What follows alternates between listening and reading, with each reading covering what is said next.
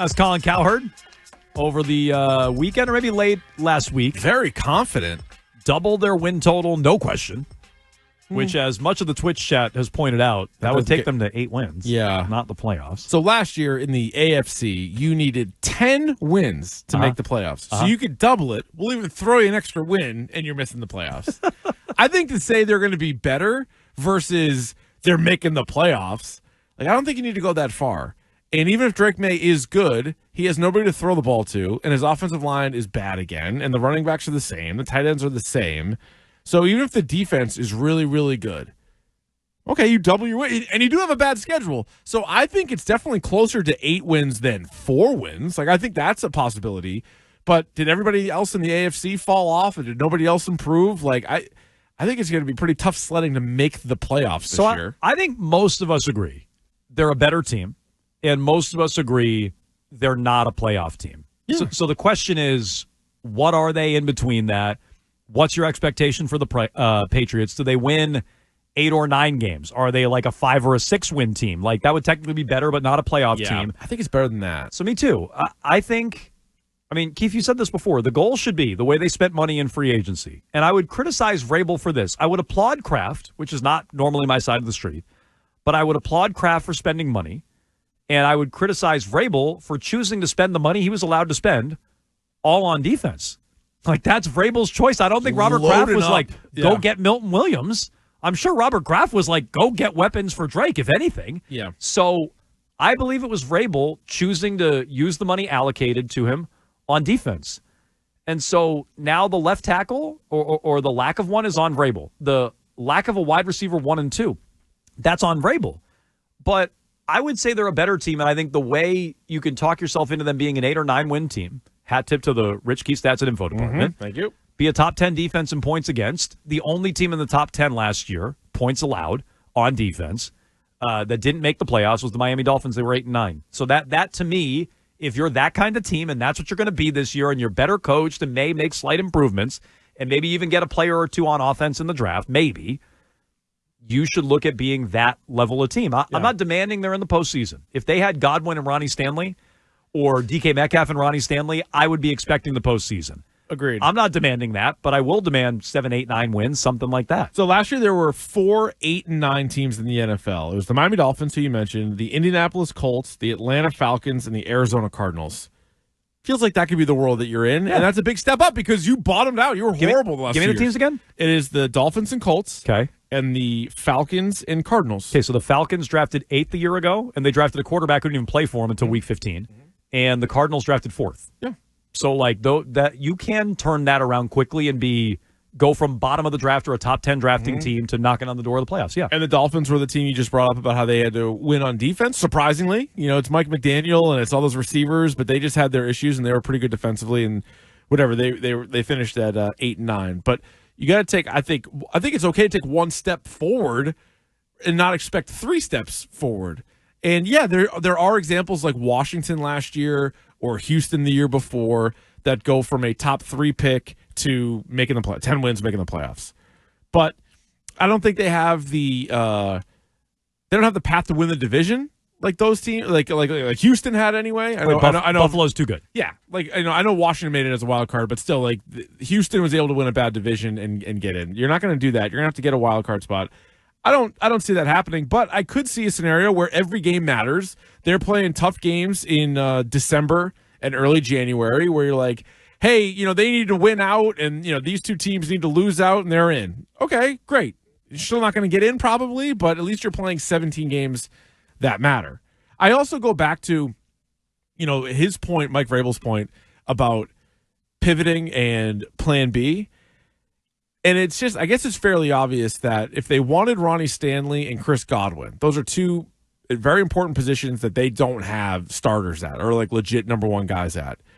But their pivot really wasn't to that position. Their pivot was to then spend money on the other best available free agents, which isn't a horrible plan. It just still leaves you open for left tackle and wide receiver. But they didn't just say, that's better than pocketing the money and not spending it. I agree. Pocketing the money or even, they didn't throw $100 million at Amari Cooper or like some insane number at like a lesser receiver just to say, hey, we got one. Right. They spent $100 million on Milton Williams. They spent $60 million on Carlton Davis. My gripe would be it feels like they were only in on Stanley and Godwin. It doesn't feel like they were in at all on Devontae Adams. It doesn't feel like they were in at all on Cooper Kupp. It doesn't feel like they were in at all on DK Metcalf. No, I don't think they were. So that would be my gripe. Like we didn't think Godwin was going to move. I didn't think Godwin was going to move, and he didn't. Stanley, I thought was going to get to market. I was wrong about that, so I don't blame him as much for that one. But you were in on one tackle and one wide receiver? And then when they stayed with their teams, you had no other plan to go get those guys? Like that? That's tough. That, to me, is on Vrabel. Do you agree with this text, Keith? 617-779-7937. You guys are too impatient. What? Patriots have a reputation to repair. That takes time before we'll get diva wide receivers to come here. I mean, how long is it going to take? Well, yeah, just they haven't had one in forever. When you say we're impatient, how many 4-win seasons can you have? They haven't been in the playoffs since 2021. 2021. It's been a long time. They also missed the playoffs prior to that in 2020. It's been 5 years since Brady left. Yeah. 5 full seasons since Brady left. So I don't think we're being impatient. I mean, if you're looking at it from the Vrabel era just started and we're in year 2 of Drake May, I mean, if that's your perspective on it, well, then fine. Maybe we are being impatient. If you look at it as what have they done since Brady left, or at minimum, what have they done since they made the playoffs with Mac in 2021, I don't think we're being impatient. The last time they missed the playoffs 3 straight years, it's already been 3, so forget about 4. Had to be early 90s, right? Yeah, 91, 92, 93. Yeah. I mean, that whole run, so they made it in, they obviously, the year after they lost the Super Bowl in 85, they made the playoffs, and then they had a drought. From 87 to 93, they didn't make the playoffs. But that's what we're talking about. Like every other year, like they would have a 2-year or 1 year miss the playoffs, then they'd be right back in it. So if they miss it, even with an improvement, even with a step forward, even if it's 8-9, let's say they go 8-9, that'd be 4 straight losing seasons and 4 straight obviously missed playoff seasons. Yeah. And so that's with 3 different coaches. And we had the same argument last year. It was year 1 for Gerard Mayo, but he was also coming in after a 4-win season. So as a fan base, and as the owner of the team, you're talking about it's been such a long gap since Tom Brady was here, and now you can add Bill Belichick to that if you want, but it's going to be a third coach. So I don't think we're being impatient because had they signed, like they were in on Godwin, had they gotten Godwin, wouldn't we have been pumped about that? And then crickets, they don't sign anybody else at that position with the exception of Mac Hollins, which is not the number 1. Yeah, that's not. Nobody is even. They're not even trying to sell you on that.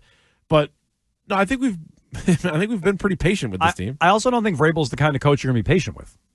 Like, you didn't hire Vrabel to be patient, right? I don't think. I thought you would have been patient with a guy like Mayo who had never done it before, but Bingo. You weren't. Or even they were less than patient than we were. Or less Ben Johnson. You're bringing in Ben Johnson, I think, to win now, but maybe there's a little more leeway as a first-time head coach where you're going to be a little more patient. Liam Cohen is a name that I liked before his introductory press conference in Jacksonville. Maybe you're willing to be a little more patient with a guy who's a first-time NFL head coach. Duval. You want that guy? Vrabel. We're going to be patient with Vrabel. You didn't hire Vrabel to be patient. No. And I also think you didn't shove out Mayo to bring in Vrabel to be patient. Well, and going back to what everybody talks about is the quarterbacks that are on their rookie deals, that whole thing. So if you're patient during this time, then what? Then you're going to really strike and you're going to spend $100 million on a receiver when you're paying the quarterback $300, $400 million? Like, right. I doubt it. So, now is the time. And this was a good year to go get receivers. And, Keith, you made this point earlier. Last year was an offensive draft, right? We didn't have a defensive player picked until like 15 or something like that, right? Yeah. It was all quarterbacks, wide receivers, Joe Alt, like very offensive-heavy draft a year ago. This year, it's a bad wide receiver draft. It is a good running back draft, but are you taking a running back in the top 10? I think I'm more open to that than most people are. Unlikely. So this is a year to draft on defense, which means it would have been a year to go get your wide receiver and your tackle in free agency or via trade. It's not the year to go draft one, is the way most teams feel about it. Doesn't mean you can't get a good player there, but most teams don't see the supply for the demand. The way to do it was wide receivers in free agency and trade. A bunch of good ones moved, and best I can tell, you were in on one of them, Chris Godwin, and you didn't get him. And I don't know what your plan to pivot was. Yeah, that's weird. Because, even when the Red Sox would play that game of like, hey, we were close, like they were really close on a bunch of guys. You didn't know what how serious they were, but they were connected to so many players. And with the Patriots, it's odd because there's anywhere between 6, 8, 10 receivers that change teams, or I guess a couple that re-signed, like T. Higgins and Chris Godwin, but ones that you at least could have been interested in and kind of thrown your name into that hat. And it feels like they were only in on one. And is that because they didn't think they could convince the other guys? Is that because they didn't think they could actually get him, or did they see something in their game? Like, did they say, "Oh, we think Cooper Kupp's washed, so we're not going to sign Cooper Kupp"? Yeah, I just think we are going to sign Mac Hollins. They're finding too many things wrong with too many of these players. Yeah, DK Metcalf, bad personality fit. Cooper Kupp, washed. Devontae Adams, maybe washed. Like, I don't know specifically what it was with him. I think they're finding too many flaws with these players. So 2 weeks ago, when Deebo Samuel got traded to Washington, Washington, another good one, fat. 5th round pick. Yeah, maybe he's fat. Yeah. With a PH. But so he goes for a 5th round pick, and going back to being patient or impatient, that day we both said, not the end of the world. There are other free agents, other guys out there that play this position, but if you don't get any of those guys, we're going to revisit this and say you couldn't have thrown your 5th round pick, which is higher in the draft, for Deebo Samuel. Like, now each day that goes by, that non-trade looks worse. Great point. And we highlighted this earlier. You highlighted it late last week.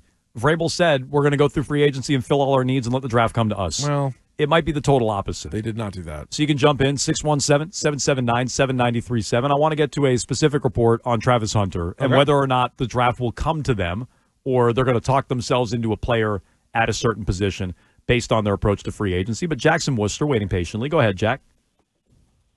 Hey, what's up, guys? That scout video is absolutely amazing. The part where he's yelling on the mic and he's got spit coming out of his mouth is just absolutely glorious. But I think you guys nailed it earlier, where if Carter or Hunter is there at 4, it's a no-brainer. If not, hopefully they can move back. And, the Saints have been floated. I'd like Genty there. I know, Jones, you've been on that a little bit. I think he's a blue-chip guy as well. Running back undervalued, but you got to get talent on this team. But my question to you is, with the draft being a down year, would it be easier for the Pats to move back into the first round where there seems to be a lot of value at wide receiver, offensive tackle, whatnot? Yeah, Jack, so here's my plan if you're going to move back. And he said the Saints at 9 would be a place to move back to. I guess that's a reported trade partner. I don't know. I haven't seen that, but that would make sense to me. Okay. You move back to 9, the Saints move up. You get, what, 2nd-round pick, future 1st-round pick, more draft capital to move around. If you're moving down to 9 from 4, then I hope the idea is to move up from 38 into the late 1st round and utilize some of that draft capital to get 2 first-rounders, right? Yeah. I mean, that would be my loose way of looking at it. I like Luther Burden as a receiver. So let's say you get Campbell at 9 and you trade back into the 1st round and get Luther Burden or Ibuka from Ohio State, or I don't think Golden's going to go that low, like another receiver late in the 1st round. I could get on board with that. Yeah, I would especially take that. Especially if Hunter and Carter were gone when you traded back from 4. It is the opposite of what Vrabel said. Like it is totally. You now have to hit on these draft picks. And if you look at it last year they went in with a million needs as well. Maybe even more needs. Well, definitely more needs because they didn't have the quarterback. And their first 2 picks were quarterback, wide receiver. One of them, even though they slow played it for a month, was plug and play. The other one was not. So you filled one of your needs in the draft last year with your top 2 picks. So if you did the same scenario this year and said O-line, receiver in some order, okay, like that might work. But I have a hard time thinking that a wide receiver steps in day 1 on this team and is what we're talking about. Like is like the A.J. Brown type of impact on this team. Now maybe it's a good pick for the future. Maybe he develops a great chemistry with Drake May. That's great. But for year 1, I don't know if you get that big spike in wins and the offense looks completely different. So Travis Hunter, to me, is an interesting player in a vacuum anyway, and interesting specifically for the Patriots. And we talked out a scenario earlier today, Mock Draft Monday. If you missed any of it, Odyssey app or on YouTube, you can go seek that out. But the scenario was quarterbacks 1, 2, 3. It was a PFF mock draft, and the Patriots had their choice of Hunter and Carter. They passed on both and still took Will Campbell. That's insane. I think we would riot if that happened. I think there would be a full-blown, pitchfork riot. That would be a classic Bill Belichick draft, though. It would be. I mean, I can't tell you how many years there were guys that you just loved from college that were on the fall board. right into your and lap, like, no, and Bill takes Cole Strange. That sort of thing. Not to belittle all of his drafting over 20 years and turn it into Cole Strange, but yeah, there were a lot of those. There was a tough stretch in there. There were a lot of hits, but there were also some tough ones. So Travis Hunter to me is just very interesting because the Patriots signed Carlton Davis to pair with Christian Gonzalez, which, by the way, side note, the price on Gonzalez is going up. You just had a bunch of cornerbacks paid. Patrick Surtain got paid early. J.C. Horn got paid. Now you have Derek Stingley paid. $30 million AAV. Oh, Gonzalez, if he's healthy this year, is going to make a ton of money. Horn was $25 million AAV, so your number's probably somewhere in the middle for Christian Gonzalez and going up. So you have a lot of money, future money anyway in Gonzalez, and money spent on Carlton Davis at corner, $20 million a year. Karen Guregian, Mass Live, reports that the Patriots consider Travis Hunter not only the best cornerback in the draft, but the best receiver as well. Oh, Karen, hello. Hello, Karen. So now my question becomes, because of their approach in free agency and their needs, let's say they draft Travis Hunter at 4. We're very excited. Would they push him to offense because they have a need on offense, or do they really believe in him as a receiver? Like, what would be the true motivation behind that? Would they be drafting for need and pushing him to offense? Would they be drafting best player available and just giving him a chance to play on both sides of the ball? Like, what would they do if they drafted Hunter, and what would their motivation be for selecting him? I don't think we know the answer on that, but I'd be curious. I really I hope that he gets the opportunity to play both. I don't think even if it's true that the Pats think he's the number one corner and the number one wideout, let's just say he was one of those things. He was the number one wideout in this draft class. Is that worth the number 4 pick? Probably not. Just the number one corner, you could probably talk it in a little bit more, but this is where like a guy like Will Campbell or another lineman would come into play. But the fact that he can do both, like I just hope if you're going to take him that high, whether it's the Patriots or if he somehow goes before the Patriots, that team has to play him both ways. That is the appeal to me, is that they're premium positions, and I think he is really good at both of them. But if I just had him at wide receiver, like you are now devaluing him. Right. Like you're bringing him in, you're like, all right, you're just this, which we don't even know. He might be a better corner than he is a wideout, but you got to give him the chance to play both. So signing Carlton Davis doesn't preclude me from drafting Travis Hunter. You can play a million corners. If he's there at 4, I'm drafting him. And if he's your third corner as a rookie, so be it. Fine. And you know, maybe he's long-term leverage against Gonzalez, which I would hate to not pay him. Or maybe Carlton Davis doesn't quite fit the way you thought, or he ages poorly, or he gets hurt like he always does, and you're happy you drafted Travis Hunter. It would not prevent me from drafting Travis Hunter at 4. I don't believe in him as much as a receiver as you do, Keith. Yeah. Like you think he's a cleaner fit at receiver than I do. I think he's definitely the potential to be an elite corner. And if I had to project, I think he's going to moonlight on offense, minor on offense, as Elliot Wolf put it. But even I would give him every single opportunity to fail. Like I would let him go out there in camp. You're as close to a full-time corner and receiver as possible. And if you can handle, we're going to put a ton on your plate. Yeah, right. And see what you can handle. And then if you prove you can do both, I'm going to continue to let you do both. If it's too much for you, we'll take some stuff off your plate, probably on offense, and shift you more to defense. But that, if you're drafting him at 4, or even higher than that, if you're Cleveland or the Giants or whomever, and you're drafting him higher than that, you should give him every opportunity to fail and prove to you he can't do it at both before you say, no, you're not going to do it at both. I don't get the texts like these, and we get them all the time, that Travis Hunter is mid. He's a product of the Dion hype machine. People don't like Dion. Yeah, but that's fine. But he was the number one high school recruit before he ever played a snap for Dion. I don't agree with that, but people don't like Dion. Like, I know they don't like Dion. So wouldn't you put that more on his kid, like fairly or unfairly? More unfairly? I don't think it's Travis Hunter. I mean, Colorado played more, primetime games or more. They were on TV more than a team that won as many games as they did the last couple of years probably should. But I don't know if you're watching Travis Hunter. He did play every snap both ways. Is that just because his coach is famous? In fact, I do give Dion credit for like letting the player do that. How many coaches in college football would even do that? 100. I mean, I don't know if this is true or not, but I heard Scheim say Dion that's how he got him originally at Jackson State, which I didn't know. Makes sense. And again, blame Scheim if this is wrong, but I heard him say this.